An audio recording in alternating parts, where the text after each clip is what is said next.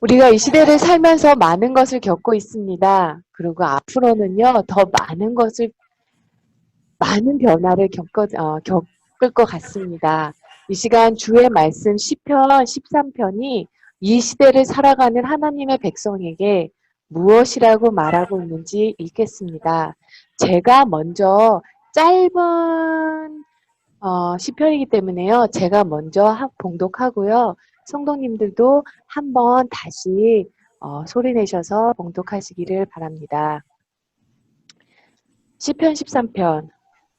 여호와여, 어느 때까지나이까? 나를 영원히 잊으시나이까? 주의 얼굴 나에게서 어느 때까지 숨기시겠나이까? 나의 영혼이 번민하고 종일토록 마음에 근심하기를 어느 때까지 하오며 내 원수가 나를 치며 자랑하기를 어느 때까지 하나이까? 여호와 내 하나님이여, 나를 생각하사 응답하시고 나의 눈을 밝히소서. 두렵건대 내가 사망의 잠을 잘까 하오며 두렵건대 나의 원수가 이르기를 내가 그를 이겼다 할까 하오며 내가 흔들릴 때에 나의 대적들이 기뻐할까 하나이다. 나는 오직 주의 사랑을 의지하여 싸우니 나의 마음은 주의 구원을 기뻐하리다. 내가 여호와를 찬송하리니 이는 주께서 내게 은덕을 베푸심이로다. 기도드리겠습니다. 성령님, 이 시간 하나님의 말씀을 보고 끝나는 그 시간, 정말로 예수님 한 분이면 된다는 고백이 있게 하여 주옵소서. 예수님보다 더 귀한 것 없으며 주님, 예수님 그분 한 분만 믿게 하시고 하나님 그분 한 분만 믿게 하여 주옵소서. 성령님 인도하여 주옵시고 우리를 진리로 인도하여 주옵소서. 예수님의 이름으로 기도드립니다. 아멘.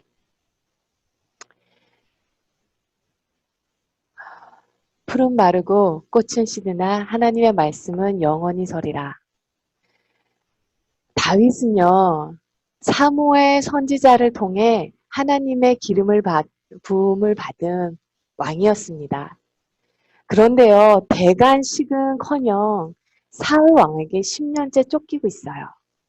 사울 왕은 여전히 변함없이 악을 행하고 하나님은 여전히 아무런 심판을 하지 않으시고 다윗은 여전히 선을 행하며 홀로 앉아 하나님께 탄식을 합니다. 1절부터 2절을 보면요. 어느 때까지를 4번이나 사용을 해서 탄식을 해요. 하나님 어느 때까지 나를 잊고 계실 것입니까? 어느 때까지 주님 숨어 계시겠습니까? 어느 때까지 주님 내가 마음을 아파해야 합니까? 어느 때까지 악인들의 조롱거리가 되어야 합니까? 우리가 살아가다 보면요. 이렇게 무섭게 하나님께 분노가 치밀어 오를 때가 있습니다. 하나님 살아계신다면 어떻게 이런 일이 일어날 수 있나? 사랑하는 사람을 먼저 보냈을 때, 특히 자녀가 희귀병으로 아닌 병으로 먼저 보냈을 때, 온 교회가 함께 기도했음에도 불구하고 먼저 보내야 했을 때, 정말 하나님은 살아계신가 싶으실 때가 있죠. 제가 아는 UAB에 계시는 교수님은 자녀들 중에 2분을 정확하게 변명은 모르겠지만 면역 기능이 몸에서 제대로 활동을 못해서 면역이 되지 않아서 2 자녀를 먼저 보내신 부부가 계세요. 그때 그 모습을 보면서 청년들이 정말 하나님은 살아계신가 하는 얘기를 하며 성경 공부에 나눴던 적이 있는데요. 살다 보면요. 개인적으로든 국가적으로든 하나님은 살아계신가 회의가 들 때가 있습니다. 이런 절망적인 순간에 성도님들은 어떻게 하세요? 다윗은 주님께 부르짖습니다. 3절 나의 눈을 밝히소서. 두렵건대 내가 사망의 잠을 잘까 하오니 나의 원수가 이르기를 내가 그를 이겼다 할까 하오니 내가 흔들릴 때 나의 대적들이 기뻐할까 하오니 주님 내 눈을 열어달라고 기도를 하고 있어요. 주님 살아 계신 거, 주님 지금도 역사하고 계신 거, 함께하고 계신다는 것을 내 눈 열어 보게 해주세요. 제가 하나님을 부인할까? 하나님 계시지 않는다고 할까봐 두렵다는 거예요. 실제로요, 나치 강제 수용소에서 수백만 명의 죽은 그 엄청난 대량 학살을 겪은 후 많은 유대인들은 무신론자, 사회주의자가 된 것을 알 수 있습니다. 이와 같이 이해가 안 되는, 믿어지지 없는 상황이 일어날 때 다윗이 지금 기도를 하고 있죠. 눈을 밝혀달라고. 눈에 보이는 것만이 다가 아니라는 것을 알게 해달라고 기도하고 있습니다. 눈이 열린 자만이 누리는 축복이 있어요. 이것이 바로 5절에서 6절 다윗의 놀라운 고백입니다. 눈이 열린 자만이 받는 축복. 5절 나는 오직 주의 사랑을 의지하여 싸우니 나의 마음은 주의 구원을 기뻐하리라. 내가 여호와를 찬송하리니 이는 주께서 내게 은덕을 베푸심이로다. 다윗은요. 눈에 보이는 것에 좌지우지되는 믿음이 아니라 진짜 믿음이었어요. 사랑하는 성도 여러분, 믿음이라고 하는 것은 도저히 믿을 수 없는 상황인데도 믿어지는 것일 때 진짜 믿음입니다. 가정이나 사업에서 순간순간은 힘든 일이 있을 수 있지만 별 큰 문제 없어요. 모든 여건이 좋아요. 그럴 때 내가 믿고 있다는 것, 그게 진짜 믿음인지 어떻게 확인할 수 있을까요? 확인할 수 없어요. 그런데 도저히 믿어지지 않는 상황에서 하나님이 정말 살아계신가 의심이 드는 상황인데도 믿어지는 것이 진짜 믿음입니다. 제가 대학 다닐 때 진짜 믿음 있는 청년들은 다 읽어본 지선아 사랑해. 두 번째 책도 내셨죠. 이제는 그 책에서 기억나는 말이 하나 있었어요. 바로 지선양의 어머니의 말씀이었습니다. 성가대 연습을 끝나고 밤늦게 오빠랑 집으로 가고 있는데 음주 운전자가 중앙선을 넘어서 그대로 지선양의 차를 박습니다. 크게 사고가 나서요. 차에서 불이 붙어 지선양은 얼굴을 포함해서 전신 3도, 생존 가능성 0%, 모두가 죽을 거라고 했던 지선양이 손가락이 다 녹아내렸기 때문에 절단을 해야만 했어요. 했던 지선양이 차라리 죽는 게 낫다고 이렇게 살 바에는 그래서 먹는 것을 거부했습니다. 그때 지선양의 어머니께서 지선이에게 했던 이야기가 있어요. 이렇게 말씀하세요. 밥을 한 수저를 뜨고 기도를 드립니다. 축도를 하시고 지선이에게 이렇게 말했어요. 지선아, 믿음이라는 것은 이럴 때 위에 있는 거야. 그 말이 안 잊혀졌어요. 정말로 앞으로 코로나 바이러스 뿐만이 아니라요. 이 바이러스 지나가면 다른 바이러스 또 와요.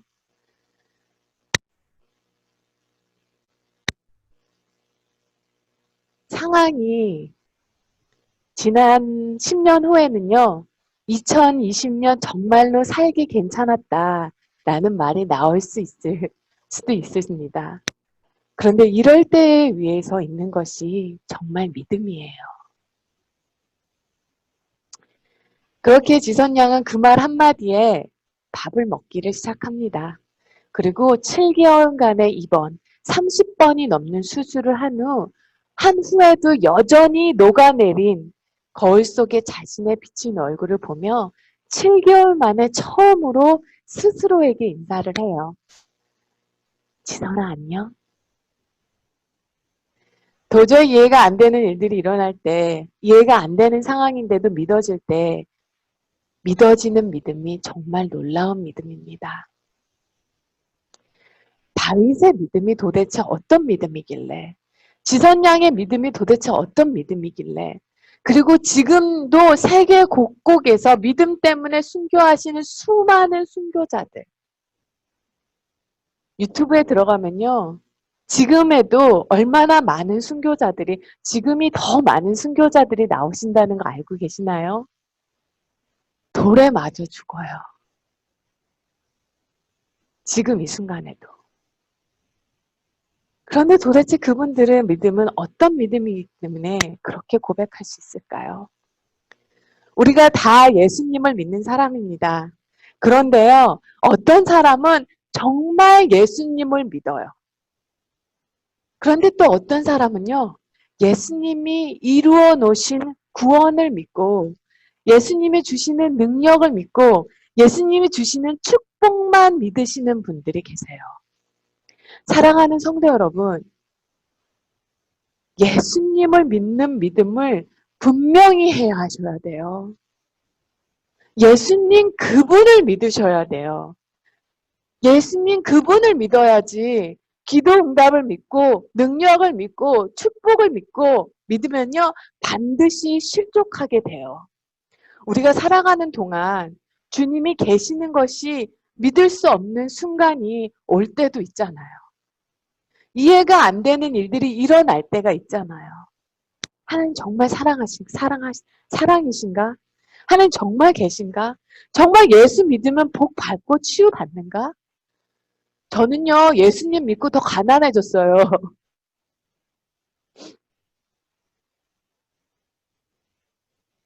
예수님의 믿음이 믿어지지 않는 순간이 옵니다. 그럴 때요, 구원을 믿고 축복을 믿고 능력을 믿는 사람들은요, 절망하게 돼요. 믿음이 무너져 버려요. 기도응답 더디게 오면 실족합니다. 기도했던가 반대 방향으로 상황이 흘러가면 실족해요. 선행을 하다가 핍박받으면 실족해요. 저희가 창세기 공부가 이제 마무리가 되잖아요. 창세기 42장에서 보면요. 애굽으로 곡식을 사러 간 형제들이 돌아옵니다. 돌아온 후에 시므온이 애굽의 볼모로 잡혔다는 소식을 들은 후 야곱이 통곡을 해요. 야곱이 통곡을 하면서 창세기 42장 36절을 보면요. 야곱이 다 나를 해롭게 함이로다 라면서 통곡을 합니다. 왜 다들 나를 잡아먹지 못해 안달이냐고 통곡을 합니다. 그런데 우리는 알잖아요. 우리는 그때 하나님께서 모든 것을 야곱을 위해 요셉을 통해 일하고 계셨다는 것을 우리는 알잖아요. 하나님께서 어떻게 요셉을 통해서 야곱에게 약속하신 것을 이루고 계시는 건지를 우리는 알잖아요. 그러나 야곱은 그때 알 수가 없었어요. 하나님께서 때로는 우리의 눈을 가리실 때가 있습니다. 우리가 보지 못할 때가 있어요. 신명기 29장 27구절에서 보면요. 하나님께서 이렇게 말씀하십니다.